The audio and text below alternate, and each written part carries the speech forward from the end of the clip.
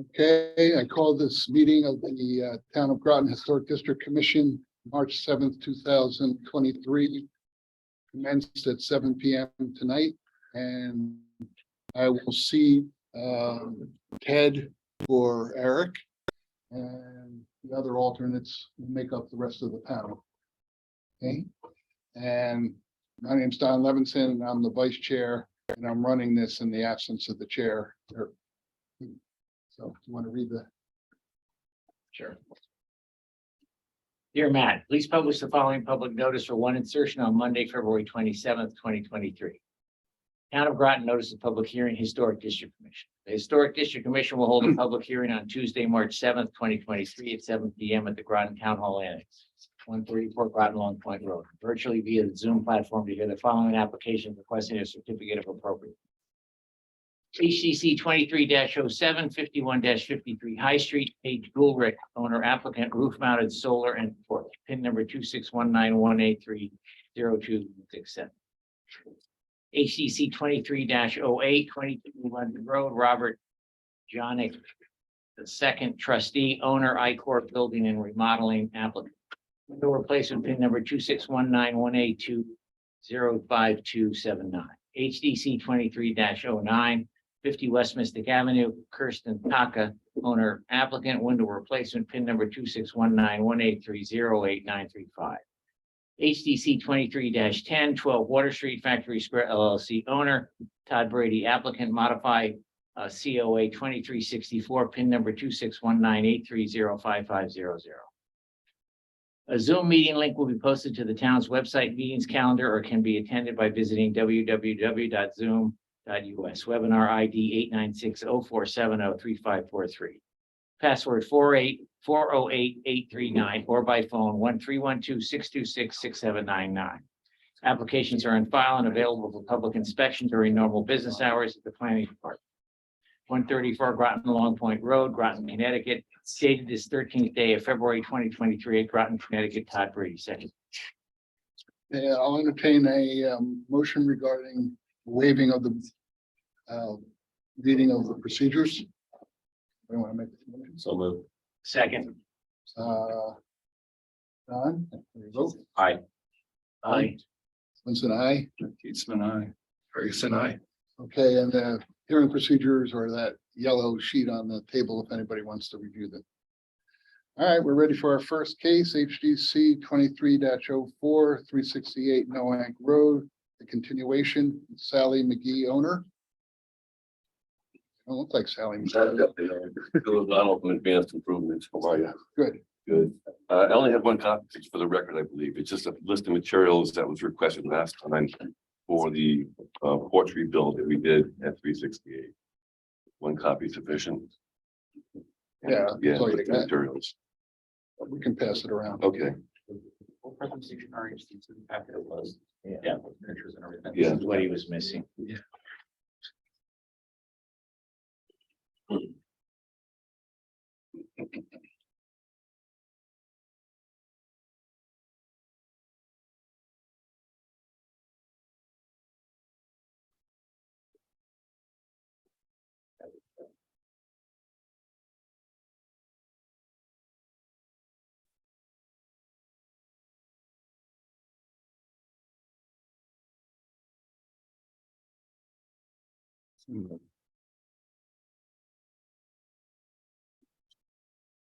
Package online, way more complete. Yeah, that was from the last year. Yeah, that's a nice package on the thing. Too. He was at every, he had Yeah, everything. I last time, wasn't it? understand. That's when we went through it. Yeah. And he was asked us to bring materials. That is right. Any of the commission members have any questions for the applicant? I do actually. Okay. It might not be a question for you. Might be a question for the commissioners really to help me with. But if they close the hearing, then you can't respond to any questions that might come up, right? So I don't want to let you go until we have that opportunity.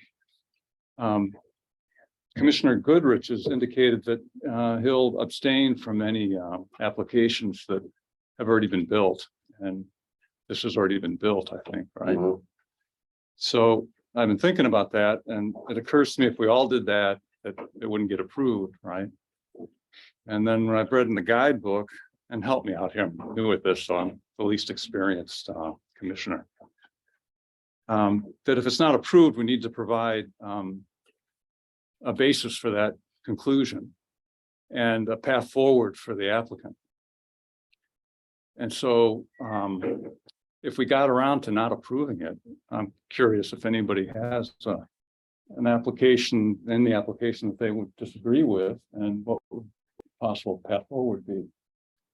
And I'm especially interested in John's answer to that question.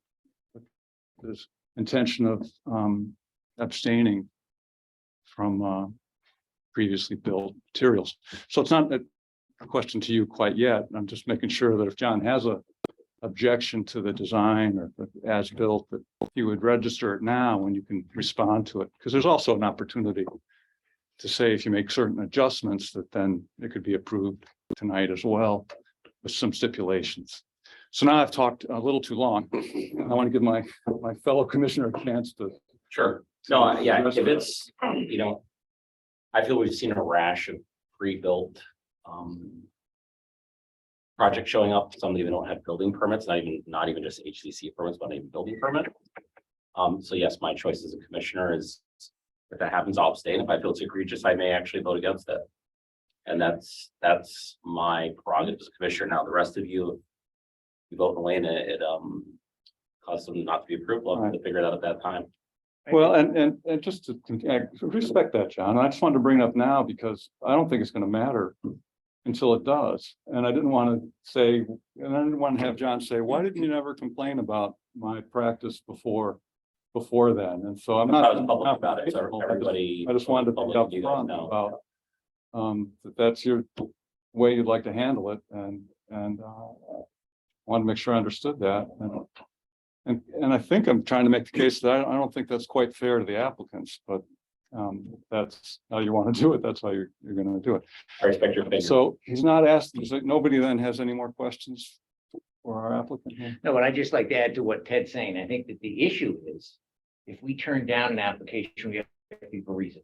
And if our reason for it is because the person did the improvements without first obtaining permission, that is not a valid reason to vote against an application, because our criteria are is what was built appropriate or not did they build it without getting permission. So in other words, if we were to make a decision like that, we might open ourselves up to litigation, and I definitively lose.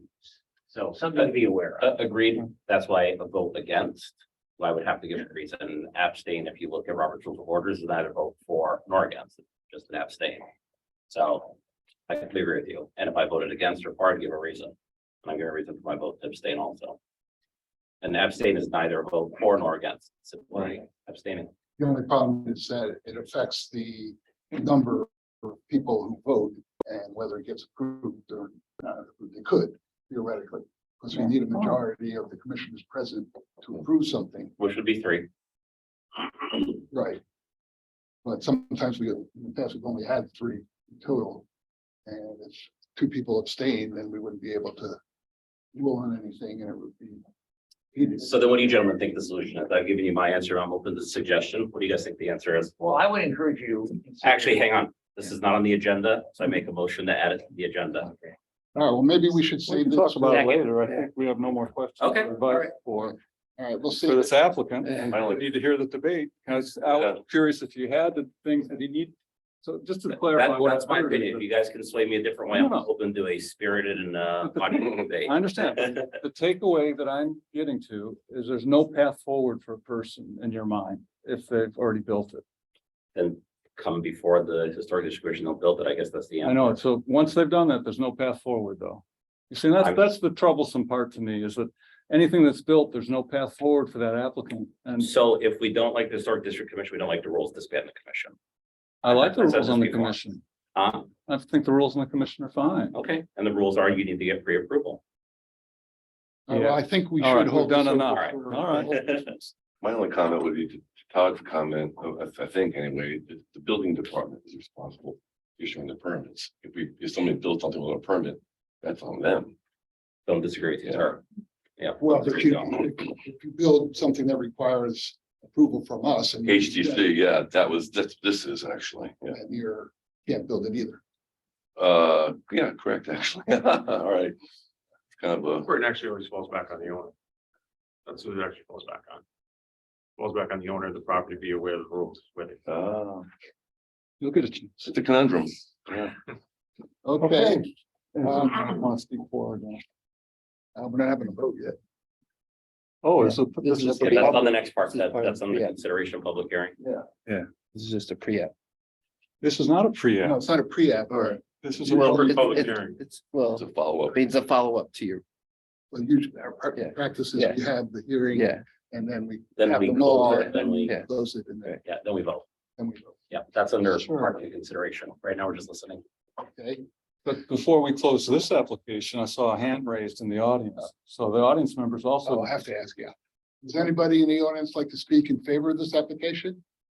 I have a procedural question. Just identify yourself. Paige Goulrick, I'm a resident applying for something tonight.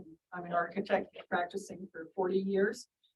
And in every jurisdiction I've ever worked in, if you go to the building department, they will tell you if you need historic district, historic architectural review board, and that prevents you from getting a building permit if it's a step in the sequence. So the logic here is that that would be how it happened, and one couldn't, as this gentleman mentioned, get a real building permit and then retrospectively find out that there was an issue. So that seems surprising.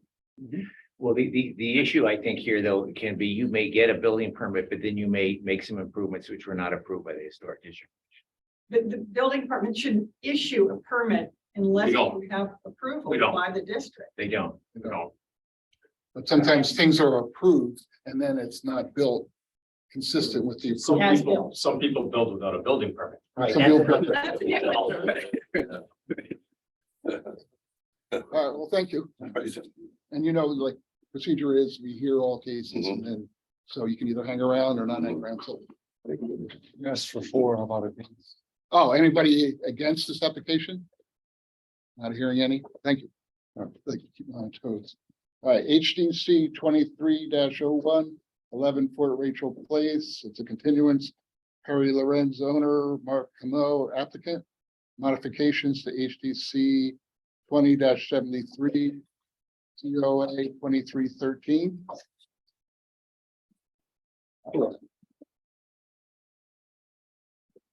Just to clarify yourself. I'm Perry Lorenz and I'll hand out everything to you so you have a copy. Okay, have everyone. Let's see what we have.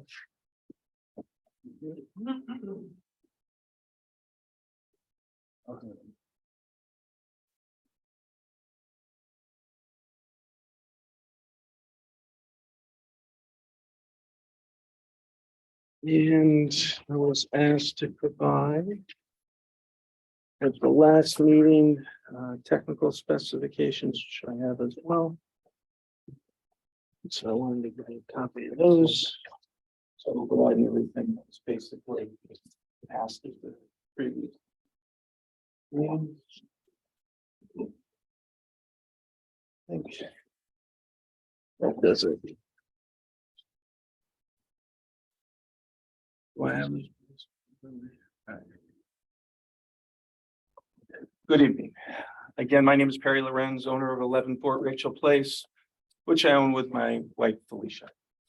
I appreciate the opportunity to return to the commission today and thank everyone, including the town building and inspection department, for their time to review the additional requested information, which we have submitted as part of the present pending application. I also appreciate the chairman and several board members acknowledging at the last meeting that they are okay with what has been built so far and for allowing me to continue with the work while this application has been pending, but wanted more specifics and details on materials used so that the property's central file is complete with sufficient information and data on the project. Per the commission's request, I will now summarize and review the additional information provided in the submitted presentation to supplement what we have presented the last time we were before you. And I'll try to do this quickly because I know you have a lot of things on your agenda tonight. And this is just so everybody can see. Actually, we can see it pretty good. So I tried to read upside down to the best of my ability. So this is basically just a You table can of read it over contents. there. And that may help, actually. Thank you. So I'll walk through each one of these quickly, but the presentation table of contents is basically confirmation of technical and material specification submission. There was some question about that last time. And then comparison of elevations. There were some questions about that. Mechanical specifications, which I've provided, electrical specifications, which I've provided. Proposed utility pad fence, which was requested, and additional street line photos around the property on Water Street and Fort Rachel Place, which was requested. I just wanted to add one clarification in Tom Zanarini's memorandum. He assumed that we were going to ask for glass on the railing on the patio. That was never considered. The way the architect showed the rendering, it just didn't show anything. So I understand how it was confused, and I'll clarify that today.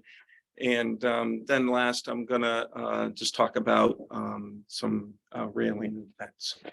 So if I may, I'll go through this hopefully reasonably quickly for you. My question is, it seems like you're discussing things that aren't in your application. As I read it, did you, like the HVAC, is that part of your application in terms of the actual application that you filed? No, so we didn't modify anything. It was additional information that was requested at the previous meeting Okay, that the chairman asked me to obtain and provide at this meeting. So, at some point then I would We're have, supposed to put an application for the HVAC. I'm pretty sure that's what Eric said. It's a separate one.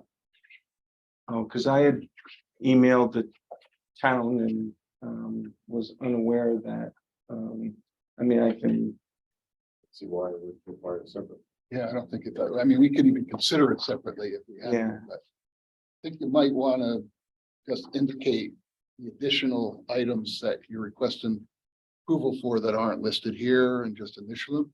Just Okay. very briefly, you don't need like a complicated okay, explanation, but just, you know. why don't I, System according to whatever. okay.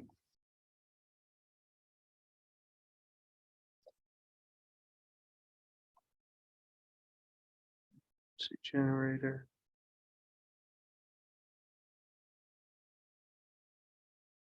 Slash fence enclosure that was requested. And railing.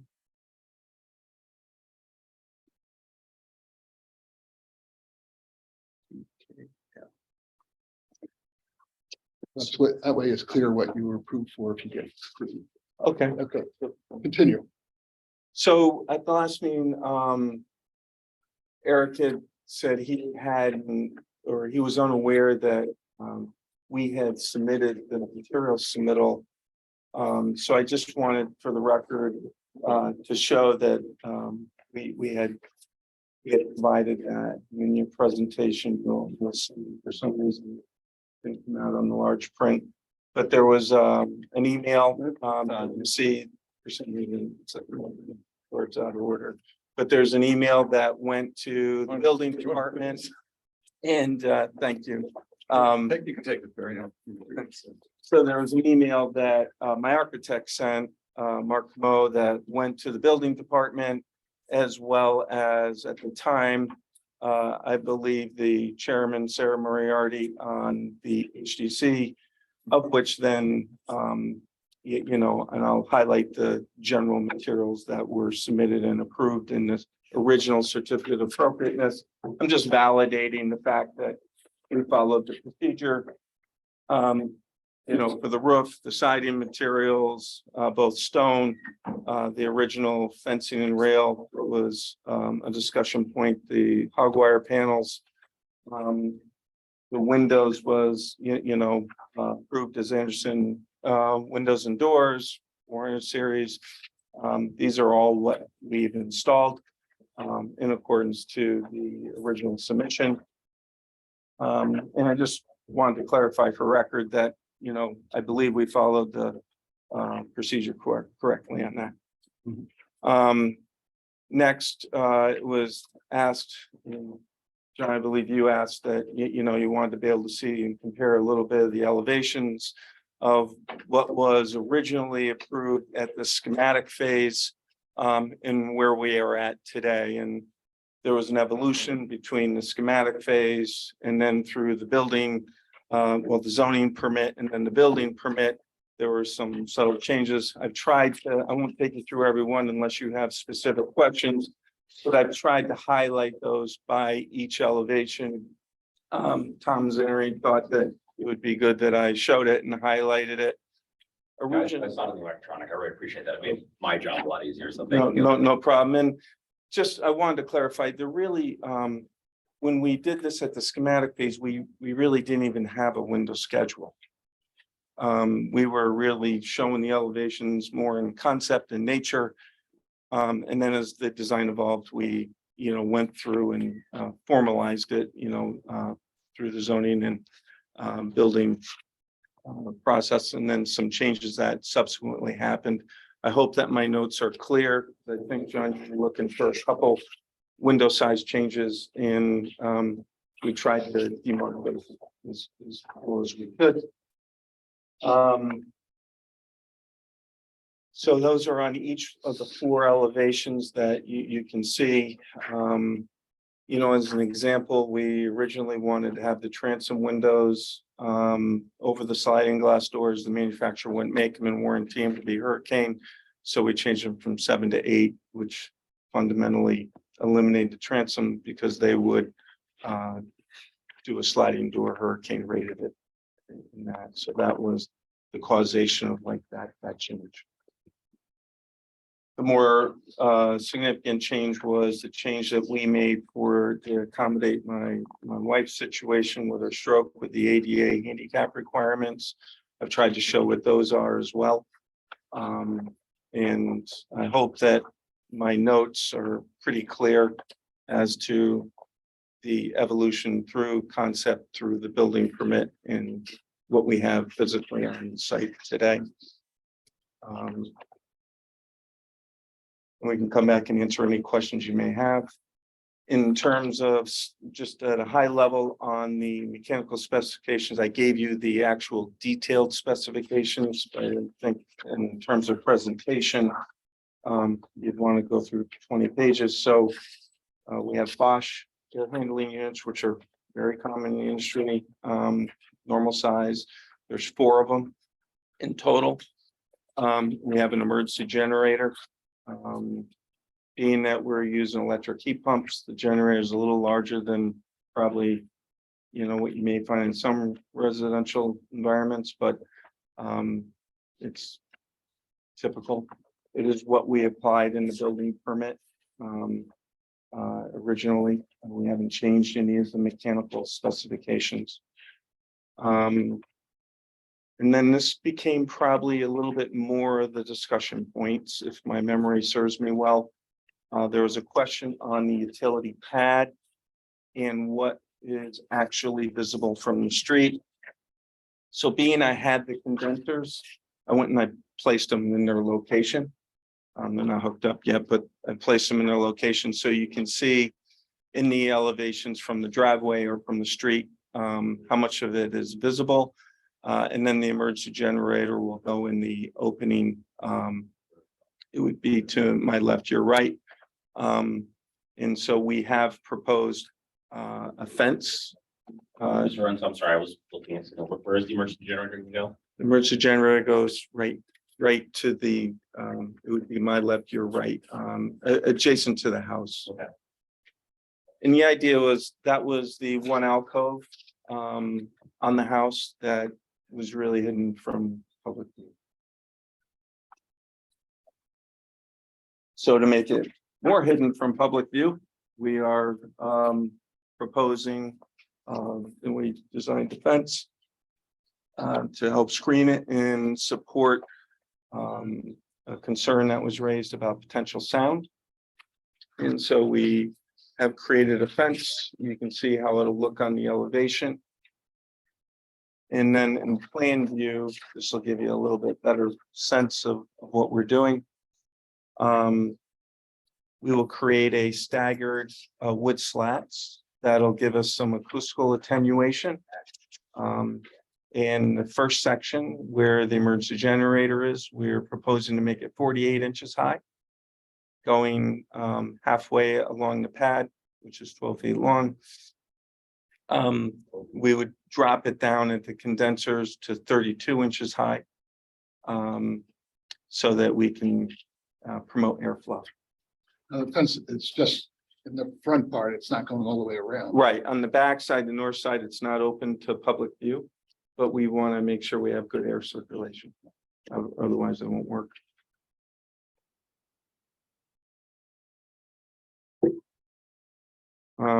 We plan on, a wood construction, staggered slats, wood posts, painted, match the house to help it disappear.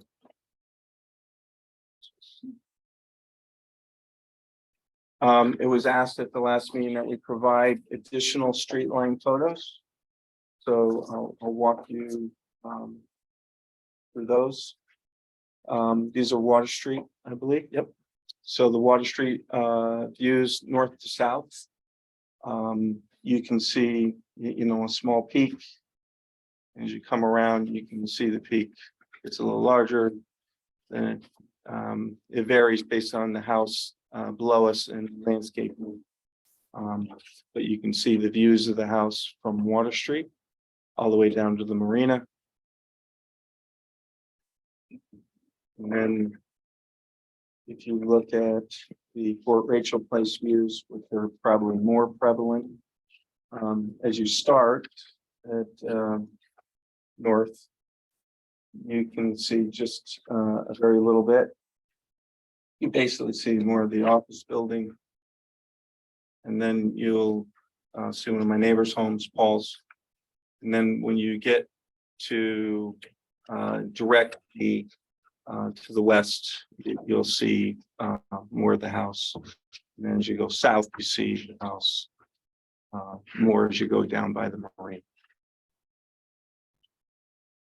Those are my attempt at 360 degree photos. I'm not a professional photographer, so. It's pretty good. Very good. And I wanted to present something to you on, again, clarification on the patio. This would be on the Water Street side, the main patio that was in the elevation originally. This was a rendering, and then this was the CAD submission that was presented, a few years ago. And there was some debate about the hog wire fence that my architect had originally proposed. And yeah, I certainly stick with this if the commission felt that this is more appropriate. But in thinking about it and looking at it, I tended to change my view in accordance to the chairman at that point in time was opposed to the hog wire fence. So this is what was originally proposed and approved. Basically a 42-inch rail with hog wire fence, very similar, except the railing to what you see on the Chelsea Groton Savings Bank. A little lighter wire, but very similar to that. That's what we proposed and had approved. And what I would ask in this particular modification is something a little bit cleaner, probably more consistent with what was just installed at the Central Hall building. I think from Water Street, it will almost be non-visible because these are basically 1.5 inch posts. So by the time you get down to Water Street, you almost won't see it. And this is what they had installed on Central Line project. I just took some photos there, brought it forward, and based on previous comments, this be preferred. So that's what you're proposing is. Yes, I'd propose to do this. It'll be cleaner and it's more consistent probably with what's currently being installed in the district today.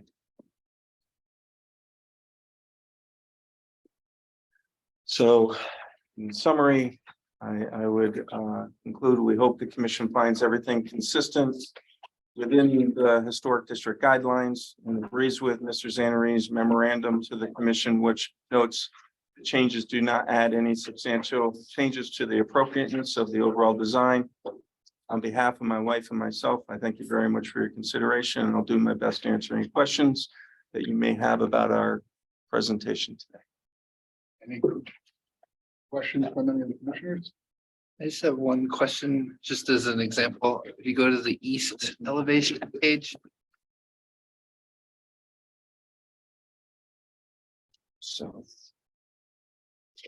We'll search. just looking on the original HDC, you have that hog wire Correct. indicated, and then I heard you obviously just say you're changing that. I just don't see it on the as constructed. Was that just It's not built. it's just, oh, I'm in, okay. I'm in process. Oh, okay, no, I just Yeah. didn't know why there wasn't, it was Well, like for like with the, I don't know why the architect Okay. showed it this way, All right. honestly. no, and I just wanted to make sure like we weren't over. I was just using what was submitted on the building Gotcha. permit set, So- but in terms of, that's the only drawing I had. I could ask him to I'm, provide it, but but for our understanding.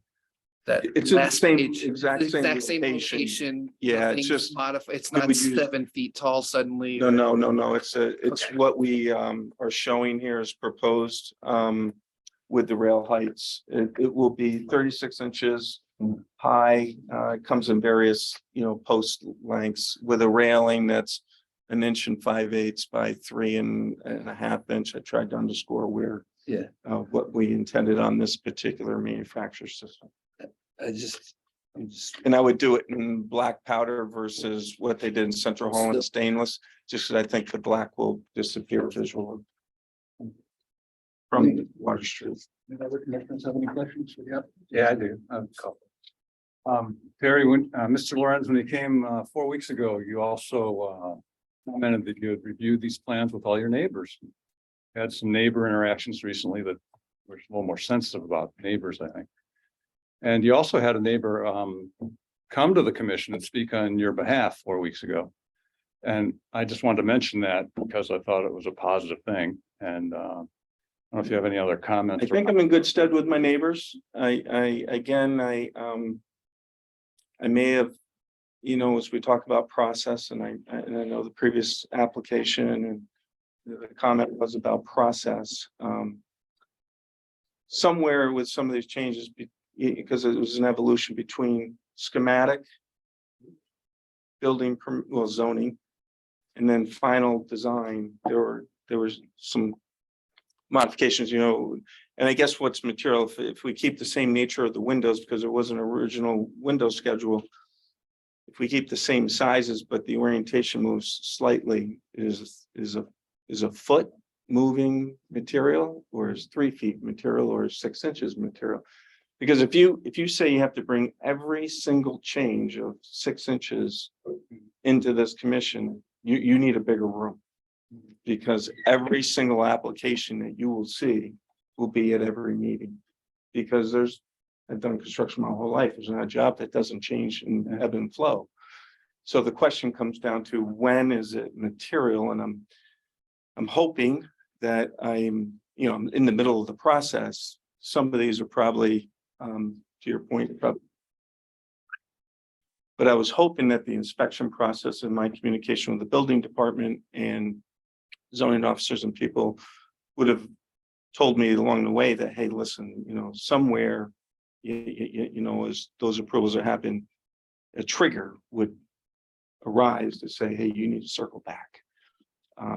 That didn't necessarily happen. And here I find myself a bit worried.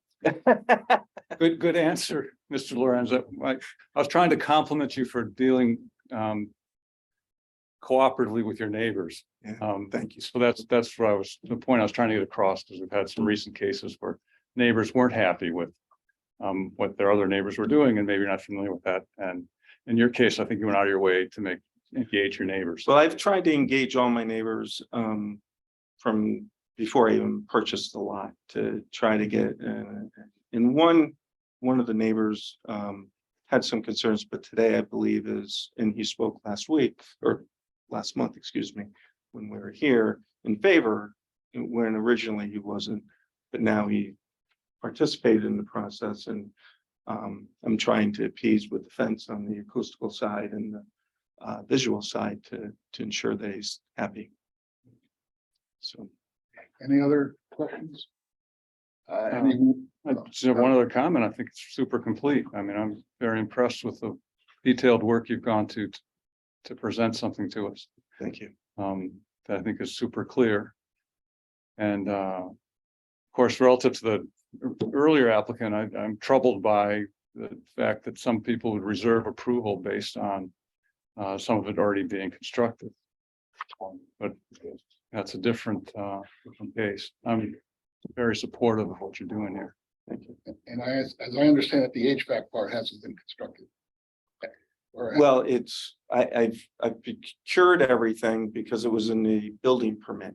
Right, And so I didn't realize, and I'll be honest with my architect, didn't realize that condensers or emergency generators is part of the architectural or the historic district review. And we didn't include that originally because we didn't know it was part of it. but is it built now? Is it there or it's? No, I have them loose up there, but they're not Okay. connected. They're procured, but not So it's hooked up. not an after the fact permit request for that. I guess it's in process, concurrent. So they're in process. And because that wasn't asked at the original HDC certificate of appropriateness review. Anyone in the audience want to speak in favor of the application? Not seeing any. Anybody want to speak against? Not seeing any. All right. Welcome to the seat. Do you want these back? or- No, they're. I don't need that much. I like you one with you, Perry. Okay. I can take it.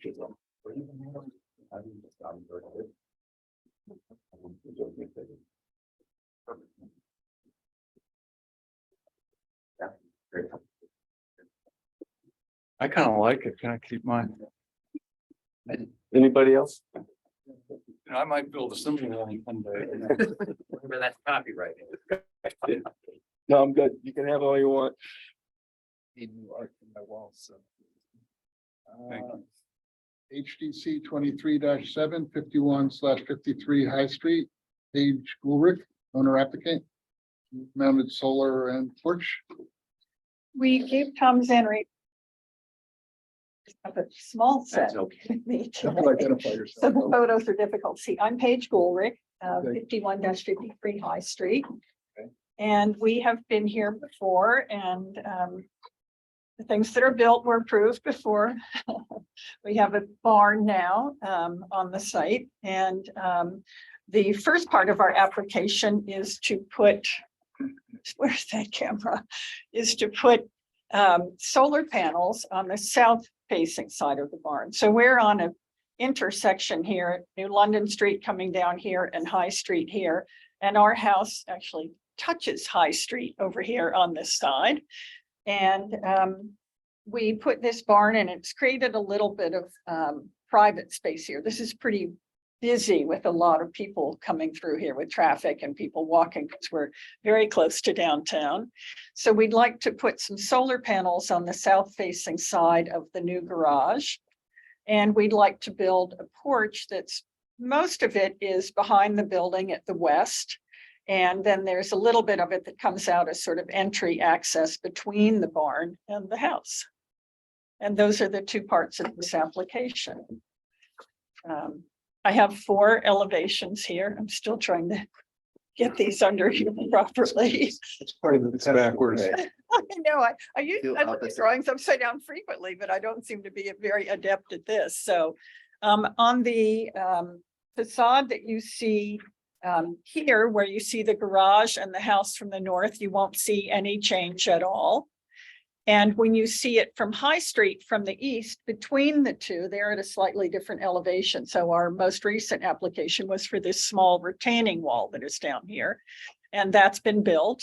And we'd like to, on the east side of it, have just access to that space. Actually, that's the west side. I'm not doing so well upside down. So here, where you're between the barn and the house, we would like to have a little flat deck area or wood flooring that takes you over to the space, which is really on this plan. You walk across a flat area and you reach a couple of stairs at this point that take you up to this deck that is at the elevation at the bottom of the water board or the water table on the house. And most of what we're doing is visible from the back part of the site, where you would see the solar panels on the roof and where you would see the deck spanning along the backside of the house here. And on the backside, the drawings have quite light lines here, but one of the things that we're interested in doing is creating a lattice, really, that is quite transparent with small wood members that span across it. And you get a better sense of that when you look at this sheet. So what we'd like to do is have the railing be a bench. So you sit at the perimeter of it and it traces around two sides of this with a bench that has a back, which is type B. And type A, which is more visible, would be a low bench that goes along, just along in plan at the side of the deck. So when you're coming in here, there would be a low bench and you step up and the low bench continues right along here. And then there's a gap so you can go back down steps into the yard. And then this portion here and here would be where this bench as railing is at the perimeter. And that would be made out of, we're not sure yet if we're going to use teak or ipe or grappa. So we've simply put in ironwood because the price of all those changes almost daily right now. And it will be a wood that we either weather with a stain or we allow to weather. So it's sort of a silvery gray in color, almost like driftwood you'd find on the beach. And they'll both be the same as the decking as well. And then I have some before and after photos. Some of these were done. Our house doesn't actually look quite like this on this side right now. We have put on the cedar clapboard siding and we're going to paint it in a couple of months, but it was put on and some of the material, all of the material was primed. Some of it had a coat of paint. So it looks a bit like a patchwork quilt right now, unfortunately, on some facades. So what we want to do, particularly this is where it's most visible, we want to just clean up this area in here and put a very subtle but attractive sort of quiet entrance to that porch, which would be visible from the back with these sort of linear, almost extrusions of the ironwood that is the back of the bench. And then we will continue lattice work that's very similar down below that. So it almost reads like a screen from the grade all the way up to the 36 inch above the deck at the back of the bench. And then we're hoping with the solar panels, because, you know, no one really wants to take a good look at them. Well, I'm afraid in this photo, they barely show up. But if you were to look at this, you'd see that over the center portion of the building, above the opening, above the breezeway, there are solar panels there. This makes them disappear even more than I had hoped they might. So Can you actually see that from the street? no, but you know, I don't like to come in and say no one will ever see this from a street. If someone hesitated to look at something in the yard, might a smidgen of something be visible? It's possible. I don't think you can see that from the street, but I don't want to misspeak about something being entirely hidden. Good plan.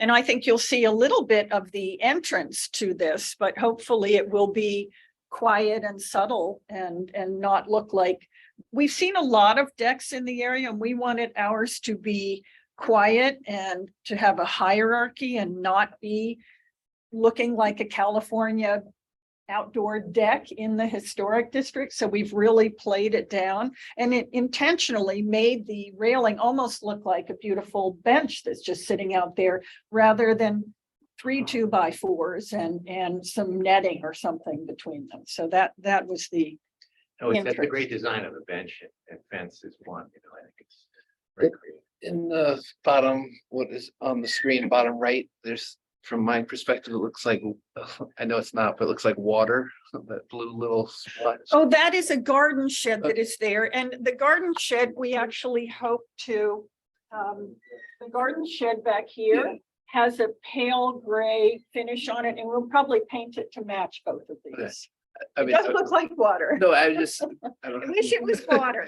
I wish it know. was I'm only using water. that as a reference, but Yes. that other cool bench with no backing, you said was gonna go right in that area? Yes. Am I understand? I just want to The make sure. bench from the back of the house, if you're on the west side by the garden, you can see this low bench. Right. And at no point over here is it beyond 30 inches, so you don't have to have the 36-inch high rail.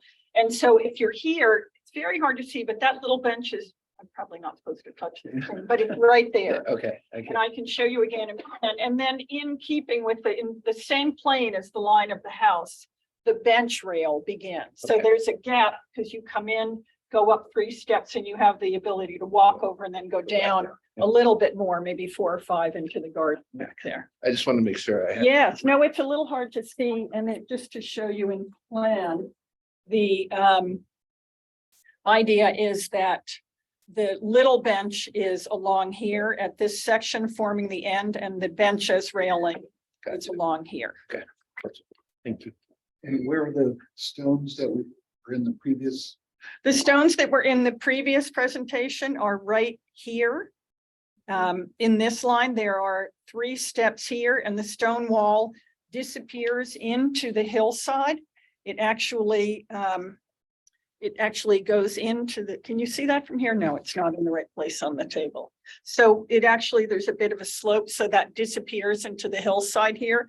It comes back along, and there are 3 steps here, and then it continues and sort of melds with the deck as you get there.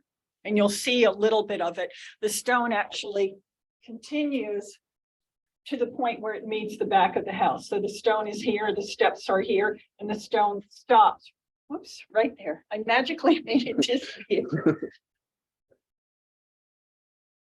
Okay, So anything else you want to add, or is there anything we want to add? The only thing I would say is there was you have to identify yourself? too. Mark Ernst's husband, Okay, also architect for many years. Well, I can't add. But there was a door, there is a door, existing door there. But now it's something, we don't know what it was. It was a deck or something out there at one time, but that door was existing in 3 or 4 feet above grade. So there was something there at some time we didn't really do. We also think there was original house, there was some kind of addition. We also haven't found any evidence of when that was built. We've heard stories that addition had an addition, but 5 feet, but there's a lot of things we don't know. But there was a door there exactly where it is now. We replaced the door as part of the work that we're doing. We've also been entertaining all the dog walkers. We have a lot of, we've got local neighbors. They've been supervising us for the last year. Well, the house was and still is a 2-family, although we use it as one. And many people we've met have actually lived there at some point in time. We've met elderly people and younger people, and the house has it feels like a part of the community. It's so interesting how many people stop by and they have some sort of history with it. So that's been really fun for us. any other questions from commissioners? No, I just want to say I've been a huge fan of what you guys have been doing since your first presentation. You brought historical photos. I think everything you're doing is top notch, and this presentation doesn't disappoint. So thank you. Great Thank job. you. Thank you. Well, and a vast improvement in appearance I've driven by that house 10,000 times. It was always a little bit odd. Yep.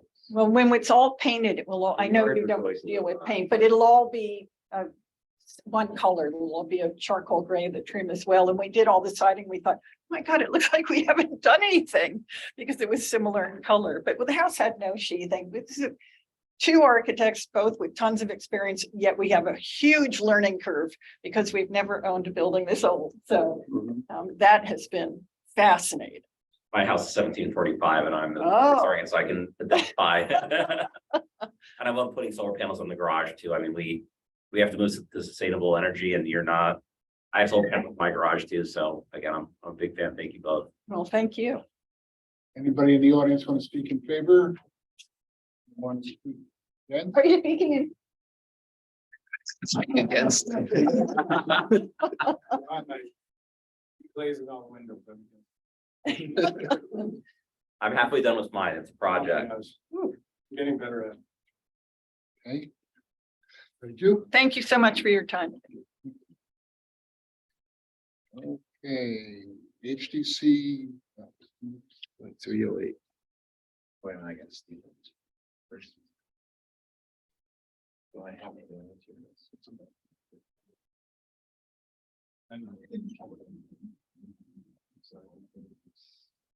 Oh, is this all the drawings here, or should I be taking what you had with you? You're welcome to have this. There were 4 sheets, and if you want me to take a quick look, I think it's probably the same set of 4.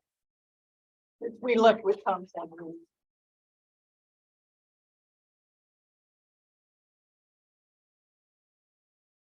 Well, there's sort of cattywampus upside down in here and there, but it appears to be the same. thing. Okay. And if you'd like a smaller set as well, I'm happy to leave it.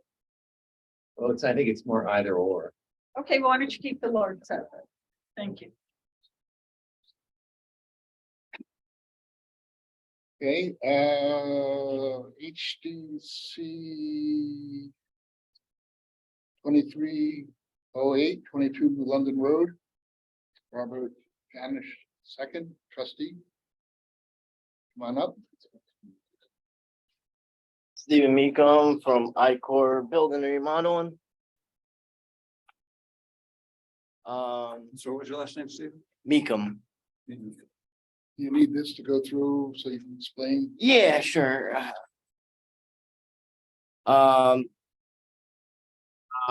After reviewing the house and going over with the customer what we're expecting to do, if you've noticed that, You You gotta get it. So Oh. it shows upside down and well, if you've noticed that a lot of the house has already been updated, painted, remodeled.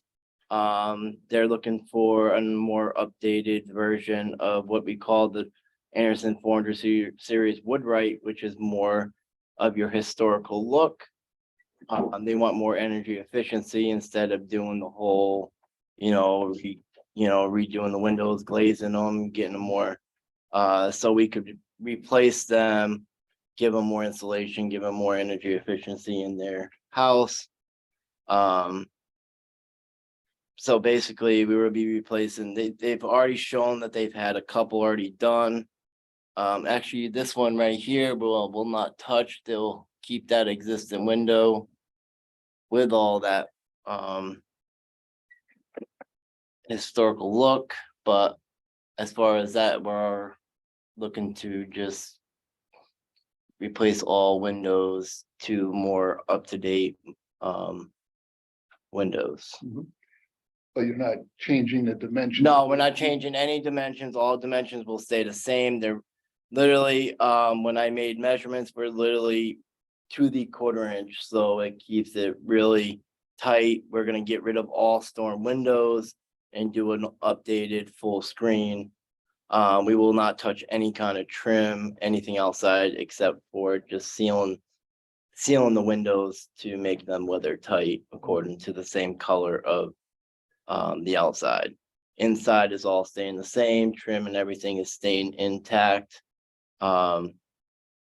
Which is great with what we use for Anderson windows. We can replace those without having anything being modified on the interior or exterior of the building. This is that back to me. Yeah.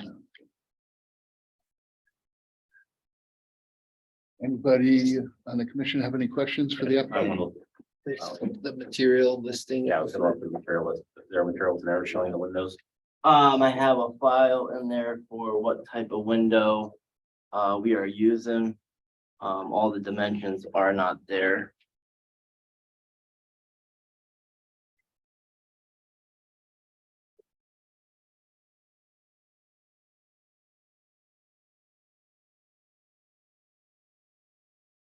How many windows total?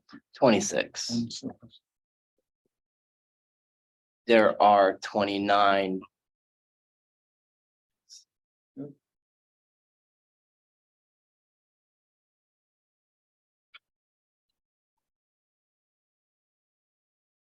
Basically, like for like, we're not doing anything out of.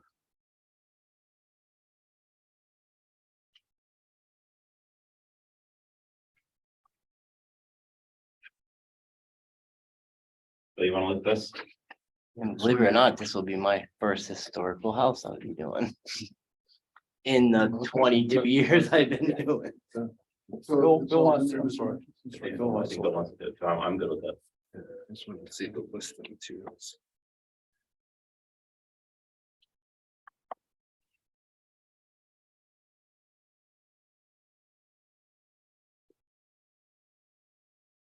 And that happens to be the best window to replace something.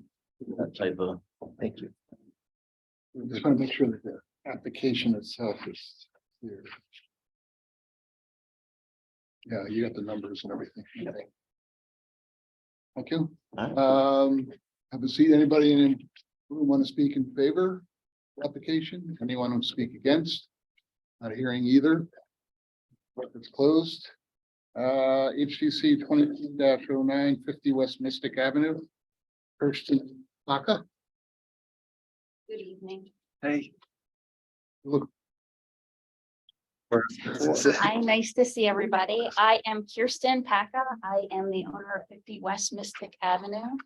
I'm here for a window replacement in different areas of the house. So for the summary, the windows, the dimensions, it'll be like for like. There will be 6 total windows in the master bath. There are going to be pictures coming. So the master bedroom and bath, there will be 6 windows across the top, 2 windows in the basement, 1 window in the garage, and 2 in the rear dormer. Where needed, trim is going to be replaced like for like. So in the garage, I was here in September for a certificate of appropriateness for the shingling of the garage. And in doing the shingling of the garage, it was discovered that the window sills are all rotted. So those are going to have to be replaced when the window goes in. Okay. So the proposed replacement windows are Anderson 200 windows for all throughout the house. And so I have included photos. So this is the 2nd story, and I've circled the top is the bedroom and the bathroom. And then the 2 windows on the bottom are the basement windows. And then those are just close-ups because that's a little far. The picture on the left was taken from West Mystic Avenue, so right at the street. That's across from the Post post office parking lot, right? Didn't you do a retaining wall at one time? Yes. Okay. Yes. I just wanted to make sure I had the right house. Yeah, that's. Actually, this one is probably not across the street, but the post office was behind me. So I'm standing on the street. Right, if I'm using the drop box, the post office is Yeah. like right there, yeah. Yes, Okay. exactly. All right. So this is across the street. And the window that's going to be replaced in the garage, it has paddle boards hanging in front of it. And now it has a boat in front of it, but there is a close-up picture. So this is the street view from the drop box.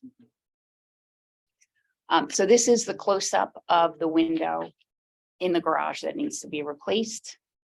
Here is the rear dormer. So the picture on the left is on the corner of School Street and 215. That is what is visible from the street. And then I just circled the back two windows. And then the GIS map. Okay, any questions?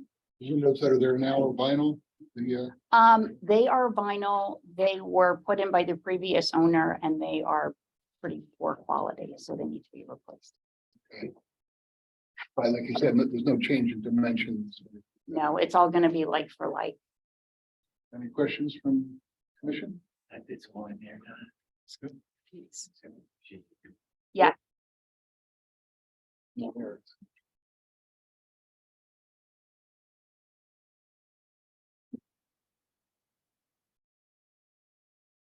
The.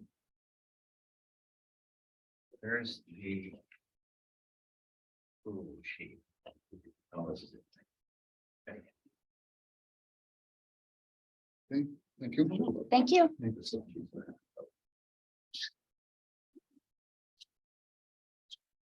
Pardon? Ask again, I don't remember. Did I ask if anybody wanted to speak before or against? No, I don't think. Okay. Anybody in the audience want to speak before, for or against this application? Not seeing any. Okay, the record's closed. Take 2 minute break. do some medication, Okay. We'll continue now. No, we'll. We'll wait. Wait. Should we take a recess? Yeah, brief recess.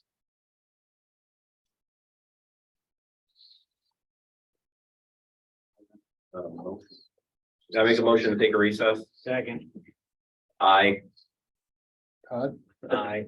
Levinson, aye. I assume Ed would be an aye and Aye. second, Make a motion to reconvene.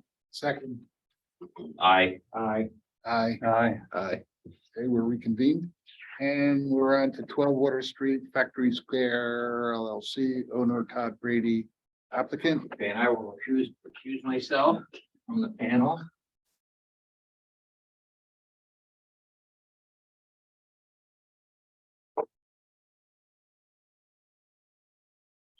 My name is Todd Brady. I'm here representing Factory Square at 12 Water Street.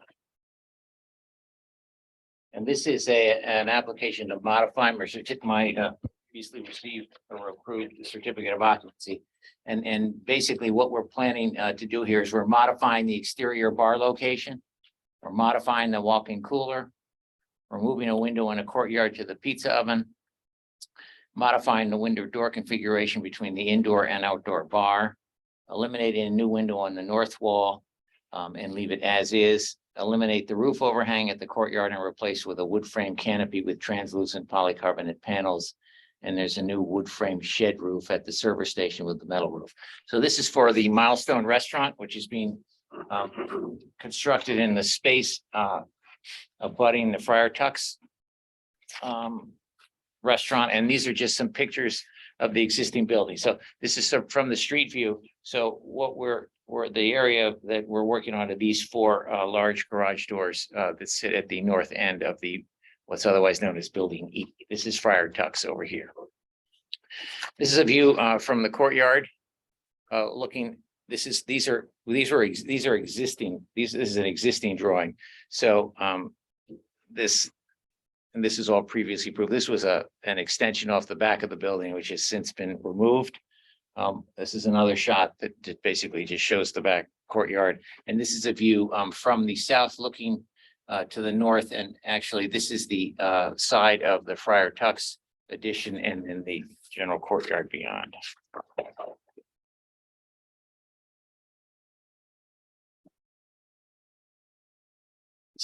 Existing site plan prior to any work being done. So what I was just showing you there is this is that bump out that occurred at the back of the building. And so the restaurant basically comprises about 2/3 of the overall Building E structure. And the work extends out into the courtyard area. We were originally planned for like a big patio with. There is a large patio.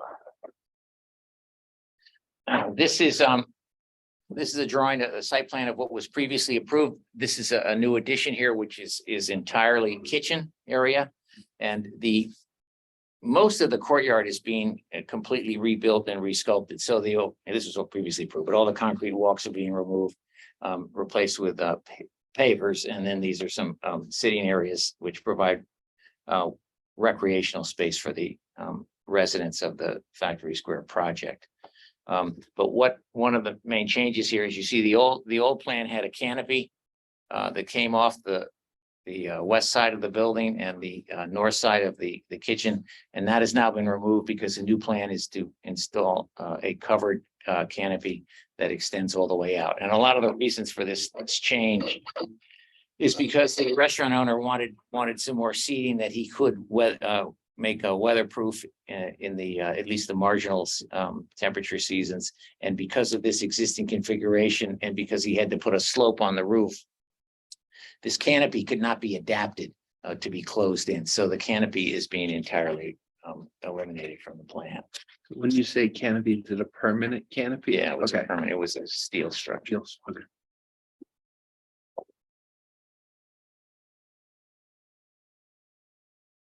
So this basically shows you what was previously approved. This is the canopy I was just referring to, which also ran down the west side of the kitchen. That's being removed, and the new enclosed area now is this green line here that you can see that extends out into this area. The other thing that's happening is that the coolers that were approved had to be made larger, so they're being extended out into this area, whereas the old cooler was just in this area here. And this is a drawing of what I referenced earlier. This is a shed roof over the server area for the kitchen. So functionally how this restaurant works is, which is a big advantage, I think, operationally, though it doesn't really have anything to do with the Historic District Commission. If people are out on the patio, whether the covered area or not, all the service people will go out of the kitchen here. But if you're in the restaurant, they'll access this way. So you wanted people like at the engine room, where you're walking into the engine room, people are coming out with trays. So he's designed this to be a much more efficient structure and design.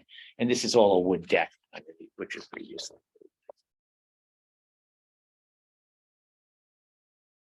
Are you doing anything with the big garage doors that face the street? No. This is just an existing drawing, a plan drawing of the building prior to any work being done.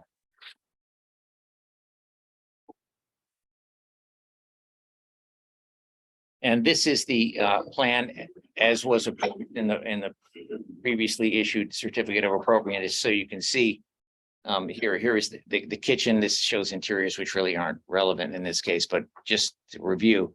So what's being changed here is this was an existing barn door that was a solid surface. It had been proposed to make it a window. It's now going back to what it was before. And I have a photograph of that too. And then there was a window into what's the pizza oven area. That's also been eliminated. And then the fenestration or window pattern at the rear here has been changed, and I'll show you an elevation of that too. And this is the service station that gets the extra. So what you see the architect's done here is he's clouded the areas of change. So there was originally an outdoor bar that was in this area right here. It's now been moved to a butt with the interior so that it's one continuous bar when weather permitting or whatever. So, and then they eliminated the window into the pizza oven here because they wanted a back bar. So that's been changed. He doesn't detail here, change window. That's the indoor window configuration. I'll show you the elevation on that. This window here stays the same. This, of course, is inside the building. It is not theoretically an issue for the HDC. Moving the part about the bar is going to continue from inside to outside. Yeah, there's be an opening. See that the bartender can actually service now the bar here. Before the bar was separate. Okay. Some of that's an economizing measure. If you're not that busy, you don't need two bartenders. If he's busy enough, maybe you need six. I don't know. I had one experience in the restaurant business. That sort of was all I needed. So these are elevations of what was originally approved. So this is that area where it had been decided to glaze this entire opening, which is on the north side of Building E. That's facing the large apartment building. The that was what was approved before, and this was the window into the pizza oven that was previously approved. Those are both, that's been closed up, and this is now going to be left as it was originally. So you can see here, this is the existing solid wood. It was undoubtedly a loading dock door at one time. They're just going to leave it the same, which I think I mentioned before is it's got to do with the restaurant owner not wanting too much light in the dining room. Which was interesting, but It was interesting. well, I guess you can have too much light. I don't. Can't see what's going on inside. And that's the bar. That's the new back bar, yeah. So that's where it's been moved, whereas before it was over here. But separate from all the rest of the rails and the handicap rails and everything the same. But this right here is the old canopy that is being removed because the new roof now actually has to start up at the maximum height of the kitchen because it's sloped. And had they started it here, it would have gotten too low by the time it got to the north edge of the patio. That's what it says here, change raised roof of trellis outdoor bar to translucent panels. So this is just another interior. So that's the wood door, or that was window that's going to basically stay as is. I'm not going to change. And these are just some other views of looking up the hallway or the alleyway there. And this is just another view of the door. Here's the main entrance to the restaurant. It's in the rear. Okay. So you will go up this alley and you go in the back. And the reason for that is Friar Tuck's has had a lot of issues with it. People don't know where to enter. Oh. I mean, you go on the front off the street, or they go around the back to the patio. And then they need to have a couple of different people watching for customers to come at one door or the other. So the decision was made here, there'd be one basic entrance. The entrance into the Friar Tuck's, there's still an entrance into the restaurant for Friar Tuck's, but you actually can't go in that way. It's an emergency egress.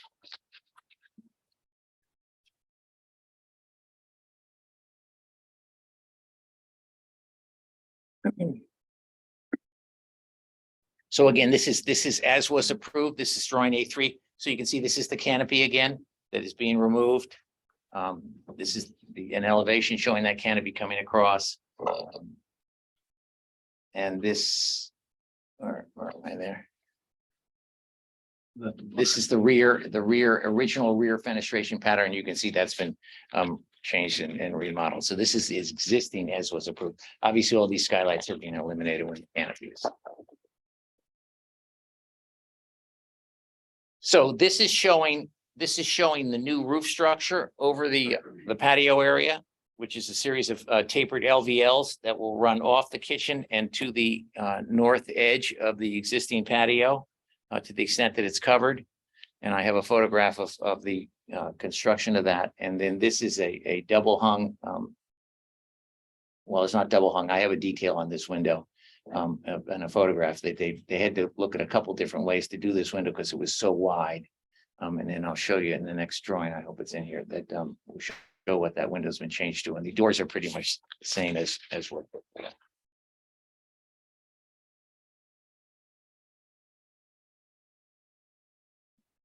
So this is what the interior of the roof area is going to look like, except in our case, it's all translucent panels.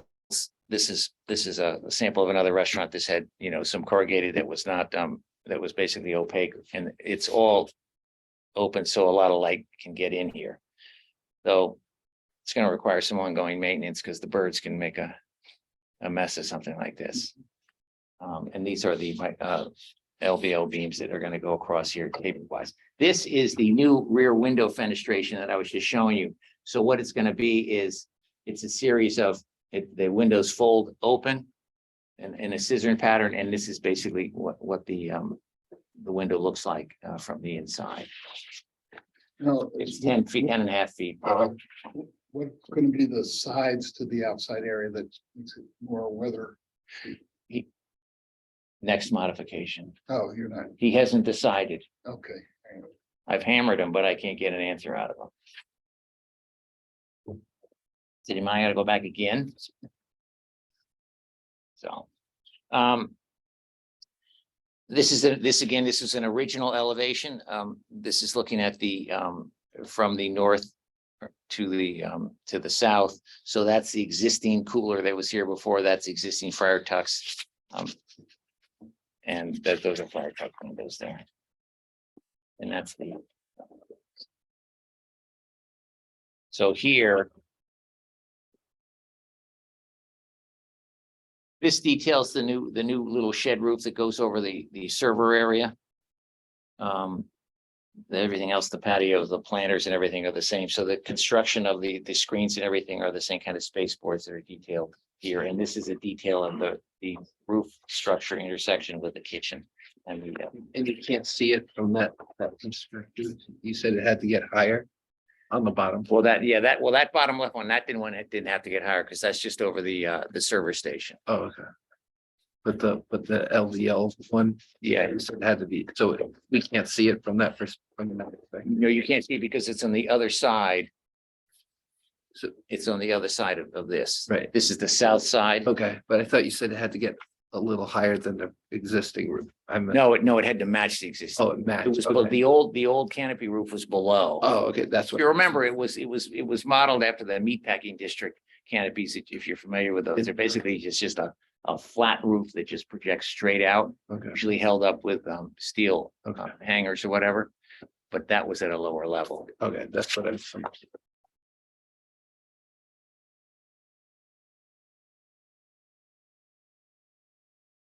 This is the original plan layout of the restaurant, and this shows again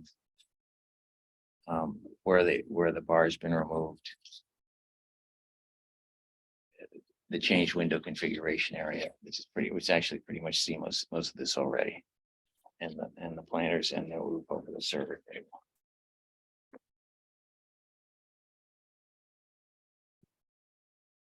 Questions? I'll be back. You know when to find us and where to find us. Yeah. And none of this work has been done. All that is. No, all that. I'll give you this time. Well, it may be in, but I think you should have it. No. Everyone in the audience want to speak in favor of this application? Anyone want to speak against? I'm not gonna consider the record closed. And we're on to consideration of the hearings, but I'll give Pat a chance. Just a logistical thing. You said you're gonna be doing a modification to that? Well, we show the side panels on the existing structure. Yeah. However, he wants to close it in. I mean, he wants to use a product that basically looks like it's glass. It's clear. So not like, say, the side tents on a wedding, side windows on a wedding tent. Yeah. Which can look kind of nasty, the passage of time. Yep, exactly. I don't know what you're gonna do with this. Good job. You're the- You want me to sit on it?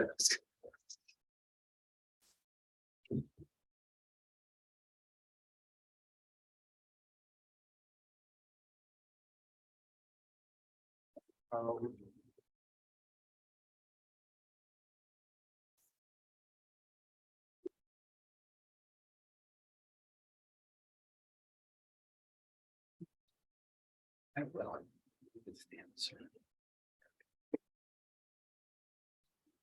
One on one.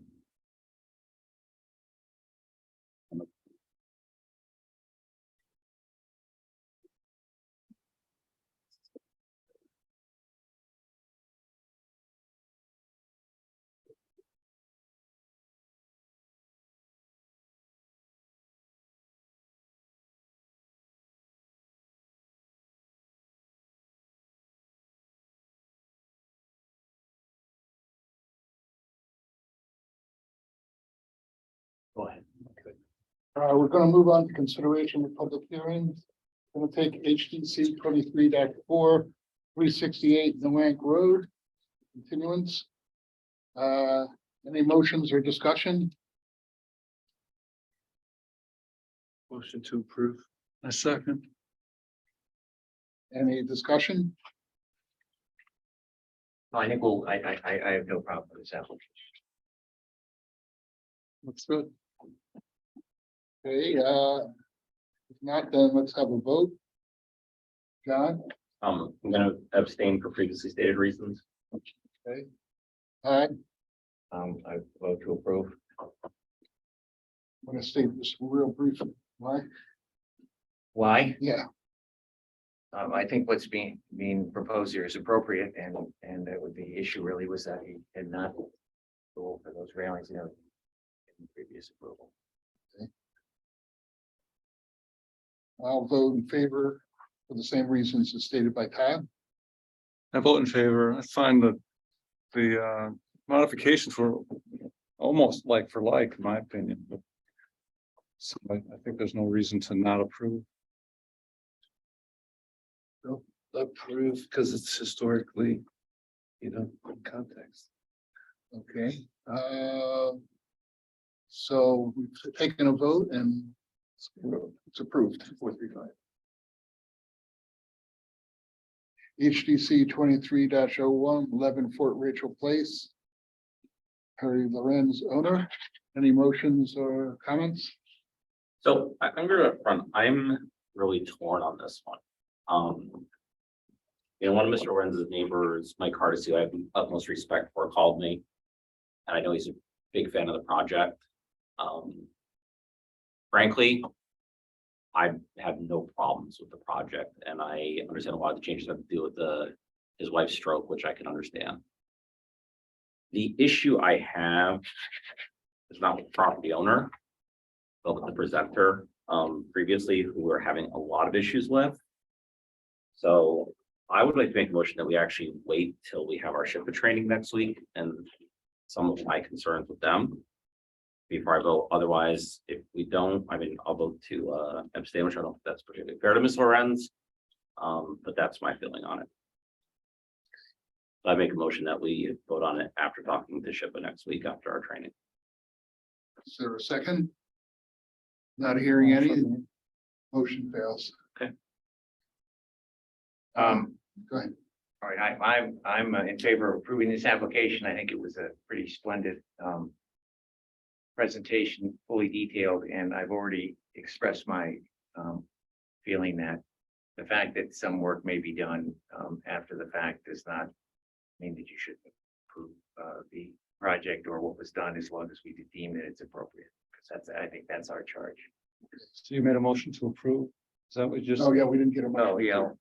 I'll make a motion to approve. For those reasons, I'll second that and add to Todd's reasons that I think the application's been completely thorough. I think Mr. Lorenz has been extraordinarily patient with us in answering all of our detailed questions for additional details and photographs, and been extraordinarily patient with the complicated application. So I wholeheartedly endorse it, and happy to second that motion.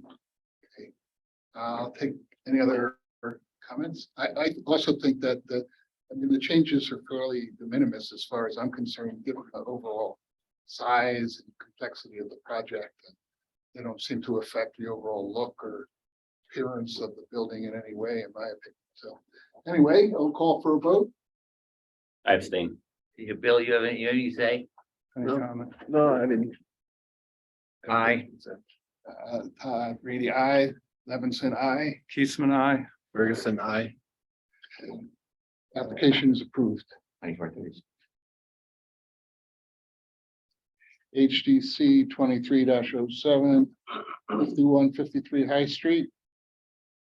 Solar panels in the porch. Motion to approve. I second. Any comments? So I'm gonna vote to approve for the reasons I said. You guys did a fabulous job with their huge fans. Always wonderful presentation. Thank you.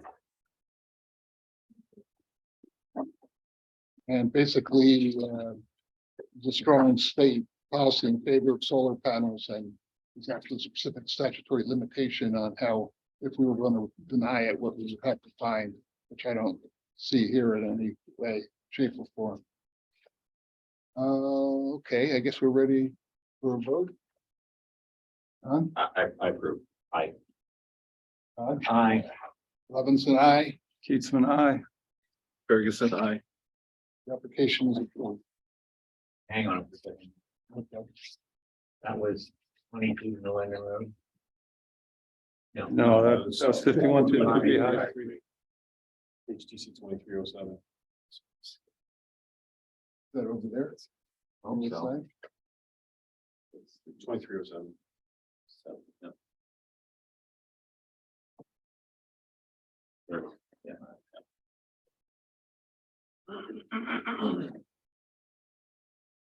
Did you find it, you guys? 2437. Yeah.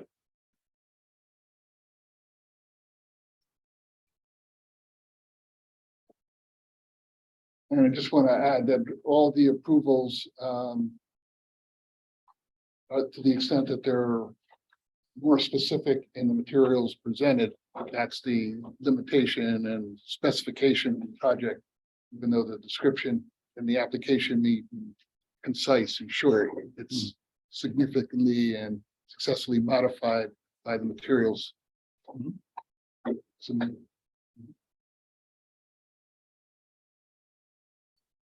also, obviously, the applicant is bound by what they said. HDC 23-08, 22 New London Road. Window replacement. Any motions for discussion? I move to approve. Second. Okay, there's no discussion, call for a vote. John, I vote to approve. It was a complete application, had all the necessary documents, like for like, I don't see a reason not to approve it. I agree with John's comments. I vote to approve.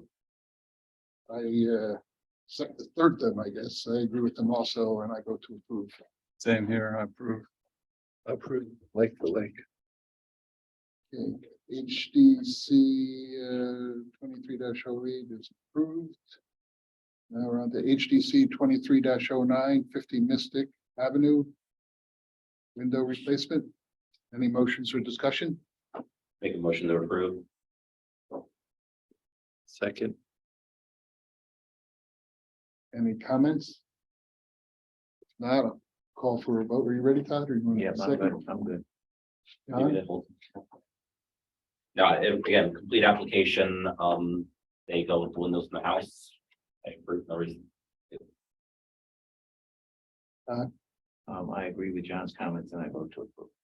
Yeah, it's basically a vast improvement, and I also vote to approve. I approve. I approve because it improves. Okay.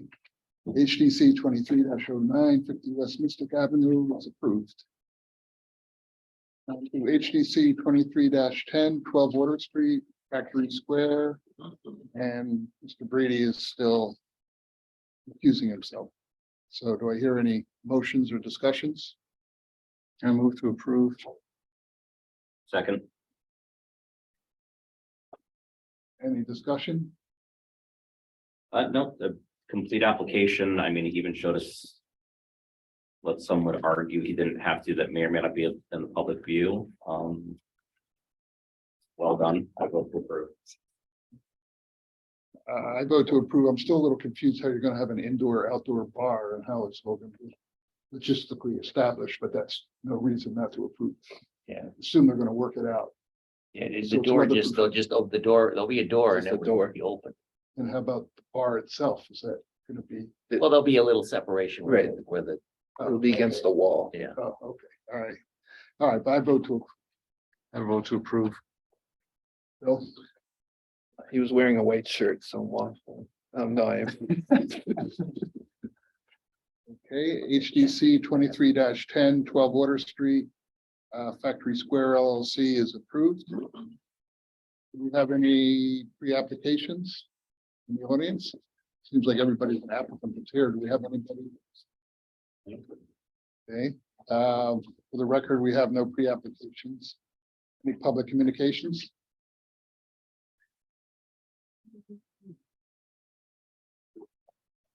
Now let's go into all business and no. Okay. Approval of the minutes of February 7th. I move to approve. I've vetted them, they're good. Okay, No comments? no comments. Disappoint me, Ted. I was gonna say. Good, we didn't improve the last ones because you weren't here. I know, I saw it. Question. Up on the hill. Good night, Barry. So you made a motion, it was the second, I moved to approve the minutes of February 7th. do I hear a second? Second, Okay, all those in favor, John? Aye. aye. Levinson, aye. Keatsman, aye. Ferguson, I. Okay, the minutes of February 7th, 2023 are approved. We're on to the minutes of February 21, 2023. Any motions? I move to approve the minutes of February 21, 2023. Hold on. Oh, wait. We need to make it, we need to make an amendment or correction, so. Okay, The title page, I mean. It doesn't have the staff listed correctly at the very top of the first page, Peter, you know what I'm talking about? Or how do you want? It says it starts with Vice Chair Eric Goodman. That's not true. He's the chair. Then it goes on to say Secretary Todd, which is correct. It says members Donald, he's not the vice chair. right. This bill is as an alternate. He's not, he's a full member. So I think The template needs. the template at the top needs to be corrected or amended. This doesn't indicate who is present or not. No, present. that's just the staff. It's basically, it should be the same thing every meeting. And it was correct on the prior meeting. It just somehow. I think there's a cut and paste going on and. Well, we got, the staff that was doing that was actually helping out from the other department. Yeah. And now we have a new staff person that came in and now she's gonna be, we're transitioning her this next section. So Right. this is gonna be a more for the, with them this next meeting. And then by that following meeting, we'll have our permit tech doing this full time. Okay. So you wrote down what should be changed to, Yes, so they can just they can. they know if they look at it though. Can we submit that to Peter to have it and then? Peter knows. Yeah, it's just, yeah. It's All right, easy. well, It's I would easy just to- make a, So I think the motion is to say as amended, and I Yeah. trust in the past, they know how to amend them. I do have other, well, wait, just all those in favor of the amendment, that the minutes be amended to indicate the proper titles for all the commissioners? Second, All those in favor? Goodrich, aye. aye. Brady, aye. Levinson, aye. Keatsman, I. Ferguson, I. Okay, go ahead, sorry. Then in the minutes, though, there's a thing that the minutes are correct, but they've got an issue, a technical issue. On 41 Pearl Street, the side vent. There's 2 yeses and 2 abstains on that vote. And yet it says here the motion. It's already been addressed by Manager Burt to Eric, so people are coming back, we have to revote on it. Well, that's what I was gonna ask. How's it? So the minutes don't change because that's what happened. Right. But it's an issue that we need to sort out because it's Already been handled. quite right. Yeah. The other question I had, even though I watched the video a couple times, I still wasn't sure about the motion to add ramifications. It just, we made last meeting, we made a motion to add ramifications to the agenda under new business. I'm not really sure what was going on. Ramifications. I guess that's to talk about what? I wasn't at the meeting. Oh, it's about the sign, but I don't think it was ramifications. Modifications. And then there was this, discussion of what it was, so maybe it's fine. The commission discussed who's responsible. Oh, I see. No, what there's you mean. a- That was Eric's. Yeah, that's right. So it's nothing, it's just a comment, I just thought I'd get more. No, I First, I thought we get were an gonna have a. opinion from the town attorney on it. I've never heard of the word. before. This had to do with the preliminary hearings. That issue. No, that's, No, Another issue. well, it had, I'll read what ramifications are. so I believe, and I'm gonna apologize if I speak out of turn, so from memory here, and I probably should not. speak Here, there's a for him. paragraph here, maybe this will spark your memory, John. Well, no, I'll just go from memory. You can correct me if Okay. I'm wrong. I believe Eric asked questions like, if somebody continually, let's say I'm a developer, I keep coming in and giving bad presentations, is there what can be done to, I think the word he used was censure that person. Is that, my memory pretty good there, Ted? It's getting there. It starts off with, I'll read what it says here. The commission discussed under ramification, they said, they made a motion to discuss ramifications. Now we're having all this stuff about, we can't discuss anything unless we have a motion to discuss it. That's Robert's Rule of Orders. So if it's off the agenda, which it probably is, then we need to make a motion to talk about it and it has to pass by a 2/3 majority. Yeah. We're probably treading in that territory right now. So I do that to be safe. Oh, I make a motion, we discuss what ramification Yeah. in the minutes. Yes. Second, All those in favor? aye. Aye. So the minutes say the commission discussed who is responsible when a decision is made and it is questioned. And what the process is and what the enforcement abilities are. Goodrich noted that there is a state historic preservation training coming up on March 31, and he would like to ask these 21. questions there. March 31. Oh, we gotta correct that. It's the 21st. Oh, there's an amendment to the. minute. Can you include that in the other amendments? Peter, I didn't catch that one. It's March 20, it's our next meeting. Yeah, we gotta be here at 5:30 and then. Right, coming early, 5:30. He would like to ask these questions, and I completely agree, and get a clear answer on, with everyone that's on the same page.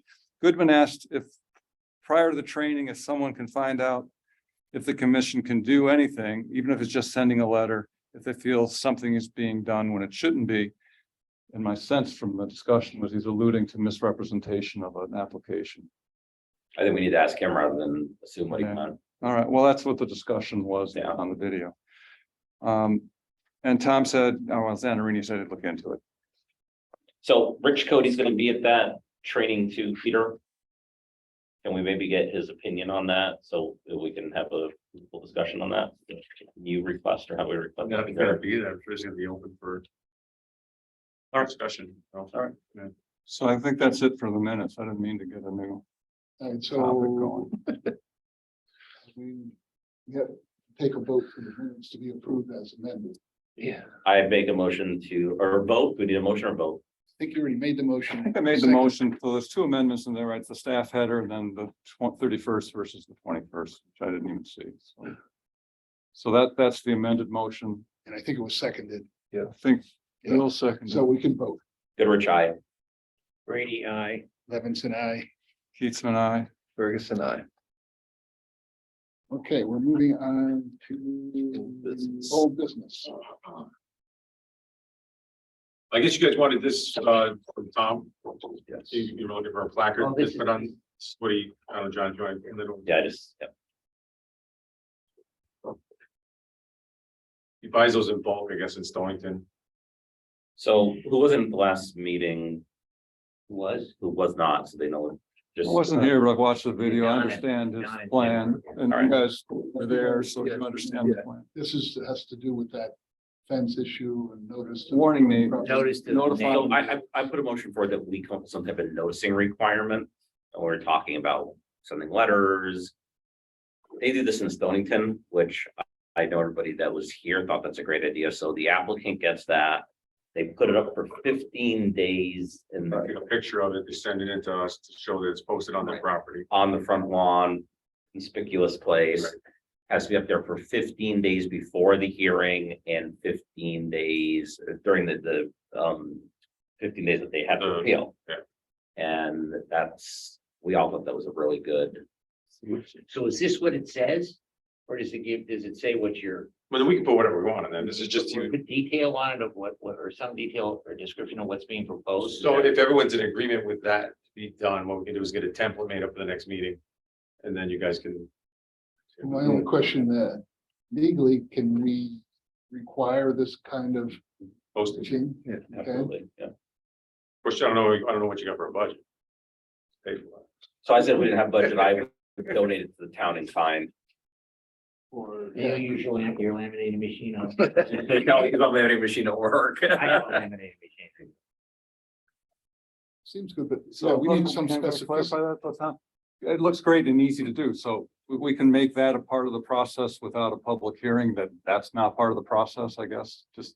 Because I think we're eventually gonna get into more substantial changes that require public. Maybe not. We got an issue coming there. Well, we'll see, right? But this one sounds like it's below the. Statutorily, you still gotta do the newspaper. So if we. For that we're. No, but the posting has to be in the newspaper, that's statutory. Oh, right. No, I meant a public hearing on that we're changing our procedures. So my understanding is we would approve the new template. Then at the following meeting would be in the agenda, so people can come and speak for or against. Okay. Yeah. Right. All right. So you want to finalize what exactly you're gonna put on it before you have some people can look at it. And you need to have the size, the size, Positive and space. how it's to be posted and all that jazz. What was that? We need to know the size and how it's to be posted and. Yeah, 8x11, yeah. It'll take the same format that they use at Stony, pretty much bring it over here. Seems pretty Do reasonable. they put it on the building? Do they put it on a post? Visible from a public way and However, it's going to be visible. And then the person who was posting would have to get a certificate of appropriateness to put it up. No, we did public hearing. It's okay. If you go any bigger than that, then it's, it can't be a temporary sign, we gotta approve the. you can do it more than 30 days. Okay, so that's what the way to get around public hearing. Okay. Any other old business? Yeah, I think this is old business. The 21st, we're having the training at 5:30. And if I understand, because I've now been trained by the Connecticut Clear guys, those things. And they talk about that would be, since it's not a regular meeting, it's a special meeting. Wait, what training did you get? The one all you guys got invited to that Peter sent us, there were three Oh, okay. courses. One was in bias and one was in freedom of information and one was in land use or something. I don't know. They're all land use courses. Anyway, the one about meetings is that if it's a special meeting, because it doesn't occur at a regular time, it needs to be noted. So I'm assuming the special meeting is going to get noted in the paper because the public can attend if they Right. wish to. Any public hearings. As a special meeting, it has to be noticed 48 hours, not 24 hours. Yeah, well, at some notice period, I don't know, but also the agenda, what's going to be talked about, and then it can only be what's on that agenda in a special meeting. You can't. The way, Off subject. pardon me? Go off You subject. go off You subject. can't go off subject like we can in this regular meeting because we have more latitude here than we do there, so. I guess So, I'm. not necessarily, if you watch the special meeting the Cal had with Tom Hennick, it's training. So, yeah, we can't talk about, Specific items and stuff like that. no, you can ask questions. No, I'm not. Sure, but it's not, you're not supposed to be delivering. Not upcoming petty. No. In the past, we did this, and you're not supposed to say like, I'm Todd. Right. We had a case where, Right. so you can have a special meeting. Yeah, so that's all good. Generality. That's being noted. I guess it's gonna, Be in the paper. yeah, I want to go to the training. I mean, that's what I'm getting at. And I don't want to at the last minute go, hey, we can't have a meeting because we didn't notify the public in the appropriate way with the right agenda and all that stuff. You're looking at me hard, Todd. What am I saying? No, I was just thinking about, so how much of a description you have to give about what's gonna happen at the meeting? Not much. Say Nothing. that- I mean, say special the meeting for. preservation special meeting, what it is. Is gonna make a presentation to the historic district. Yeah. Just say Wait, what it's concerned. you can't go off topic because I can't say, hey, Mary, where'd you get those pumps? Because I want to get it, that'd be on top. All right, good. So we're all set, all set. So since it's at 5:30 and we're going to have our normal meeting at 7, right? It's going to have to end at 7? Or it only goes for an hour? All right. Or who knows? Do you have any idea? how long That's it's gonna at go? 7. Okay, Town supply. so I can bring my lunch. Bring dinner. All right, good. Can we expense some pizza in the 6-pack? All right, good. Any other old business? All right, we have on here policy change discussion. That was that, right? Pretty much. Yeah. Was that the yellow sign? Yeah, I think that's it. Any new business? I guess we want to talk about my abstention so I can vote that up to or put a motion if you want to. Okay, I have a topic after your abstention. We need a motion to discuss. Yeah, we do, because it's the FOI thing supposedly. So I I'm make not a motion, specifying it in the new. Right. Oh, okay. I make a motion to discuss Commissioner Goodrich's decision to abstain from votes. Second, Goodrich, aye. Brady, aye. Robinson, I. Eastman, I. Ferguson, I. Unanimous. Okay, discuss away. Oh, you guys brought it up? Oh, Warren. To me, I kind of agree with what Ted said. I think, what Pat said, I think just legally, aside from the merits, I think we would be overturned if the basis for denial was that it was previously constructed. I don't think. Right, but I'm not denying it for that reason. I'm just deciding not to weigh in on it. I understand, but that practically, can we just take turns talking? That in a practical thing, same as denying it. It won't pass if everyone abstains. So then we're bound to give we're bound by the rules as I read them to give the person a reason they didn't get appropriate certificate, and a path forward. And if we all abstain, they can't get a reason or a path forward. So I think that's clearly not the rules intended. So let me ask you that, what would you recommend I do? Vote. I'm under an obligation to vote. I know you can do what you're doing. I just think it's not in the spirit of how I understand our purpose. So let me counter that. What do you believe our job is up here? Why are we appointed as commissioners? Well, I think it's to maintain the historic characteristic of the district. Okay, and what should guide our voting? Ultimately, who are we here for? We're here for the residents of the town and the district. And we're trying to make it so that they can improve their domiciles in a way that they like, that's also historically consistent with the guidelines in the book. And it would be great if they all went through the process from beginning to end, but I think there's a variety of times when they, through no fault of their own, are stuck. And even if they're faulty, and I won't go there, how do they get out of being stuck? We all did it the way you're doing it. There's no way they can recover from an error. Okay. And I think that's unfair. I think there has to be a way for them to somehow recover. And one of the way, I mean, I think if you had something you don't like about the, whatever they're doing, say, I don't like it because it's too high. I don't like it because it's, it's not right materials. I think that's perfectly acceptable. I'm not questioning your historic judgment on the characteristics. You're completely entitled to that.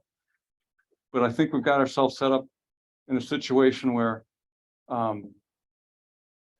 we haven't given the residents who are applicants a fair shake. So I'm gonna ask a couple other questions on the response. Sure. Yeah. What do you think it's gonna, let me ask you, we'll take turns to ask. Yeah, well, let me get there. Let me ask a couple more No, questions. I think it's better to alternate.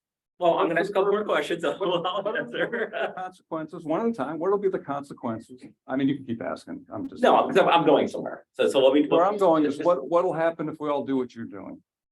That's your decision. I can't. No, I mean, what will happen? What will be the consequence to the town and these people that, okay, what's your purpose for being on the commission? So. I told you mine. Sure. So I believe what you said. We are here to represent the residents of the historic district. And it's twofold. It's to protect them and their rights, but it's actually to protect the district. So one of the questions I was gonna ask, and myself included, how much training do any of us have on how our decisions positively or negatively affect the historic district commission and its impact on the town and viability of the town and the profitability of the businesses downtown? How much training do you have on it? I don't think. None, neither do I. No, I have an hour and a half for 3 sessions I've just gone to. Right. I've also listened to the Freedom of Information Act. Sure. And I've read and studied the handbook, But how about the and I world live in the study? district. How about the So world? I'm a qualified commissioner. Sure. How about This the World voluntary Bank study commission. on historic districts? Have you read the Pardon? book? Have you read the World Bank study on historic districts? I guess you have. I have. Okay. Doesn't mean you know more than me or I know more than you. I'm just saying, all of us could use more training. Okay. Sure. Okay, we could use more training. So before I think we make decisions on how I'm not an attorney. Yes. Bill's not an attorney. You're not an attorney. I think you're an attorney by education. Well, So- I remember in the bar. Right. So I mean, plan is to say, well, we're gonna put the town in legal jeopardy. I don't think any of us have, with the exception of Todd and Eric. I spent 30 years as an administrative lawyer. There you go. So except for the 3 of them, I didn't know that, Todd. I apologize. I don't think you and I are in a position to say what's gonna put the town in legal jeopardy or not, because we don't have I the training. agree. So I'm not, Right. but I am, and I can say, what would, how does a person get out of the situation? Well, so I'm getting that. So here's my point. I'm just using common sense. If we look at the historic district, there's people like me that will reglaze the windows and not use anything that wasn't used after 1850, because I'm that much of a purist. What is that? Maybe 10%, 20% of the historic district? There's other people that are more in line with you. There's other people that are more in line with Don. There's other people that are more in line with Todd or with Bill or with Eric. And that's the beauty of this commission, is that we all represent that segment of our residents. So that's the way I feel. And I believe that There is a percentage of people that would agree with my decision. Others percentage will disagree with it. But as a commissioner that represents those residents, I have to vote with what I feel is right, and that's what I'm doing. Okay, but no, let me follow up. How does that go? Yeah, I mean, I also have a public policy concern is that if we get to the point where the commission is known that it will not approve anything that's already constructed, then if I'm someone out, a resident, and I build something and then somebody comes and says, oh, you didn't get a permit, and I know that the commission is going to vote me down, I'm not going to show up. I'm not going to submit an application, and we're going to have no input on what they do, because if they know they're going to fail, then they're just going to take their chances that they get caught. And then we have no input about what they do at all. So. Okay, so then what do you guys think the solution is to stop what I feel is a rash of pre-done work? I don't know if. I'm directing it to I Don. think it's more an education issue that the town has to do.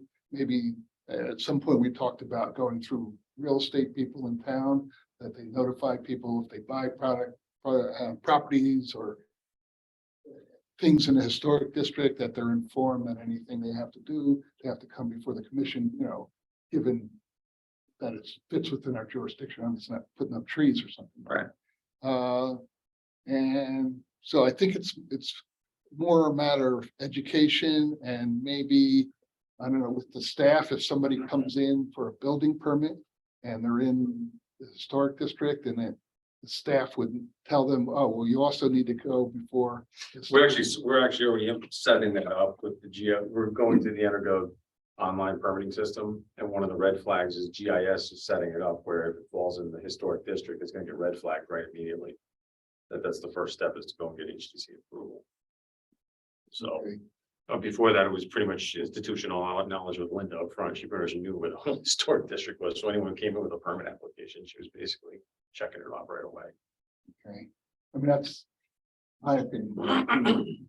Through education and through some of these notice things through the town.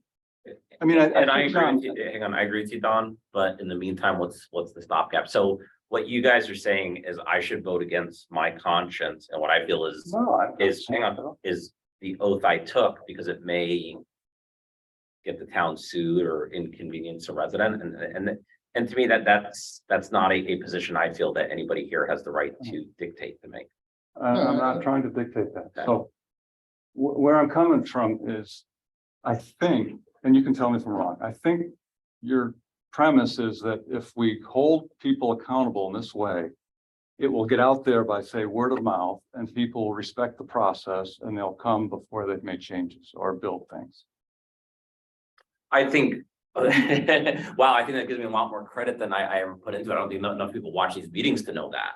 I'm just saying, to me personally, the way that maybe I see things in too many shades of black and white, none of gray, there's a process and a rule that's been violated.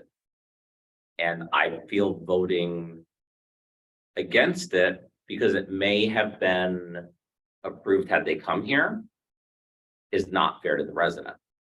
I feel voting for it is not proper because the process and the rules weren't followed.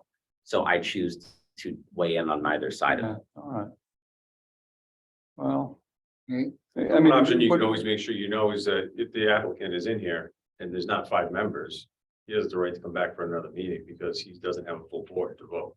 And that's fair. You may want to say, hey, Mr. Goodrich, Mr. Goodrich has given his position. But And in give them the a past, chance to come back. we voted, if my memory serves me, when we've had just 3 board. Right, you need 3 votes, but if the Yeah. applicant has the option, if you don't have a full 5-member board, come back at a different meeting.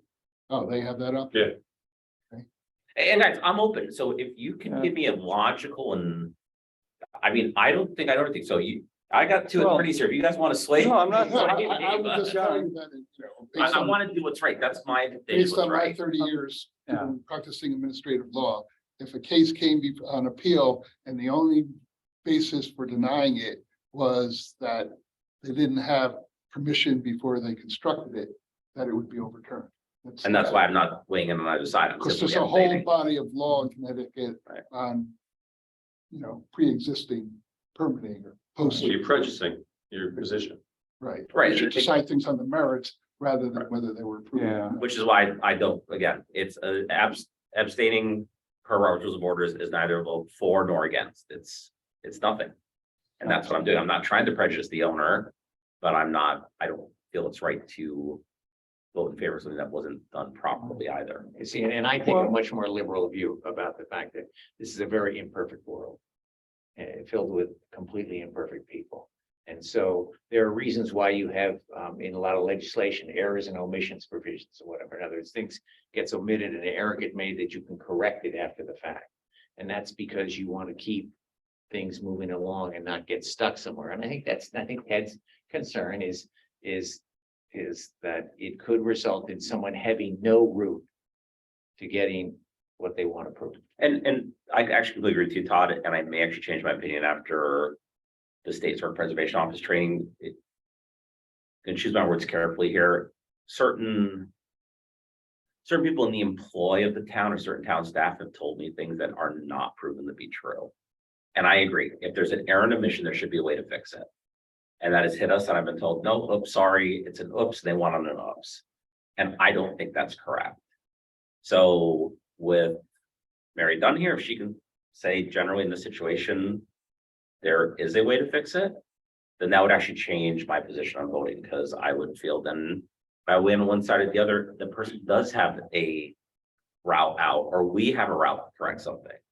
Right now, I've been told you can win on an oops here, and that violates my sense of what's just for both sides. Yeah. You shouldn't be able to win on an oops. You shouldn't be able to come in here and not tell us something or do a shell game and win or lose.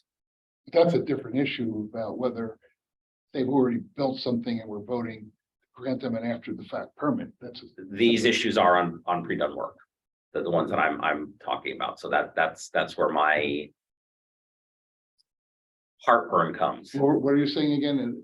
Okay, it's an after the fact permit and, There's been two issues that have come before us that I've talked to people. oh, and they're misrepresenting. I'm just gonna say something happened. I've been told, well, oops, that's an oops. They won on an oops. And that goes to Ted's point that somebody should not have a way out. I've told there's no way out. So for that reason, I'm not gonna be in a situation that I feel somebody can win on an oops. So I'm not gonna deny it. I'm not gonna approve it. I'm just not gonna get involved in it. Because that doesn't sit well with me. And I don't think that's in the spirit. But whoops, you mean that they knew that they were supposed to come before the commission and they did. Right, I understand. No, they pre-built something and then they kind of threw, hey, there you go, and it either got approved or denied, and either the applicant or the people that were for or against it didn't have a way to fix the error or omission. So, and like I said, so I'm not going to prejudice the person by voting against it, but I'm not going to vote for it, because I just feel it's not a situation I want to involve myself in. For the very reasons you brought up, actually, that you both brought up. Well, let me just be clear. The reason I'm excited about it, and I'll share my inner reason if it hasn't already come out already, is that I thought you were doing it to try to establish that people ought to come to the hearings, right? Follow the I process. wish we had that much of a follow. Was your way of doing that, right? And I'm not a lawyer and stuff, but in my managerial, I've been a plant manager for a long time, and the difficulty I get into with other managers is somebody wouldn't be doing the process, and you'd punish the person that was in the process, hoping to send a message to people that haven't applied yet. You see what I mean? And that sometimes wasn't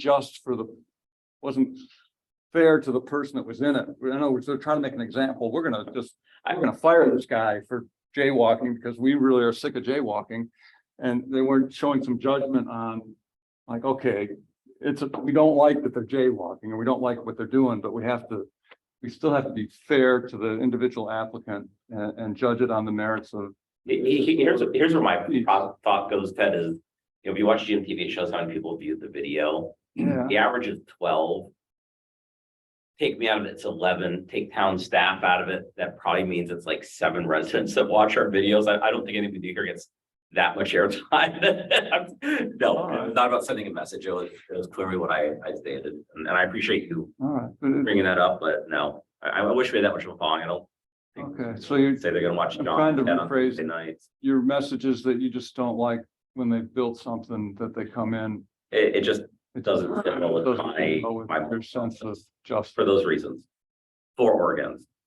that they haven't followed the process, basically. Again, it's to vote against it. I don't feel is fair to them because maybe we would have approved it. To vote for it rewards not following the Well, process, then and go- since I've been pulled on other issues, All right. there's I understand. no error omissions correction. Then I just I take understand. myself out of I it. don't agree with you, but I understand. And that's the one thing about our board. You know, that's what I say. I like our board because we don't all agree, but we all get along. And I think that's how every board and commission should be. We should all have dissenting views because it's best for the process. I appreciate you listening and Yeah, absolutely. understanding at least where I'm coming from. Well, moving right along, right. was this new business? Yeah, I had some. Oh, wait, Go ahead. I'm sorry. I've got my back turned to you too. I don't feel good about that. No, I just, I'm trying to get a good look at John. I know how much Todd wants to stay longer, so I wanted to come up with another thing just to talk. No, You put this in the form of a motion. no, my motion was, I just wanted. My motion is I wanted to talk about the fact that we got the Word document for the handbook. And I've started, So make a motion to I'd like- discuss that. I'd like to make a motion to discuss the Word document. Second, Goodrich, aye. Brady, I. Levinson, I. Keatsman, I. Ferguson, I. And I just want, so I've started to go through it and, it's, I just wanted to know what the process, I guess, is like. I've been doing my track changes on my Word document. I don't know if everyone else is doing that same thing. So I have my track change. I'm not fully done, but you know, when I'm done with it, do I print it out like and give it to? No, I would say what you're gonna do is you're gonna want to set up workshops. So it's gonna be workshops, and normally you do this with the other commissions is you set it up prior to the public hearing, you know, scheduled time. So it's like an hour beforehand or whatever. Yeah. And basically you just kind of go through it section Go by section. section by section. Okay. But I thought there was, and Todd, you remember, I thought before your time that there was talk about hiring an outside party. Yeah, Totally. an independent contractor to kind of go through it for us. What happened that, Nothing. So I was gonna say, if I can, I will look at it and a couple things, suggestions. Yes, we do need to hire some help that we don't have in this board. Specifically an architect. I don't think we have an architect on this board. I think we need to talk to Mary Dunn about that because that's gonna take CLG money, which may or may not be forthcoming in the near future. And that's CLG? certified local government. We are presently a certified local government, which she'll discuss it next week. If we lose those funds, it may shut this whole project down because I don't think the town's gonna spend the money. I mean, budget season's done, we can try. But like, you know, Peter says workshop stuff, you know, I also sit on the property reuse committee. And I think if we do it, we should set up subcommittee, which should be obviously chair and vice chair's decision. Obviously, it'd be great to get a group of community members, so you have community input, and then we do have to put it to public hearing, every change we want to make. So it's a process, guys. It's not a 2-meeting thing. It's a year and a half project. It's longer than that.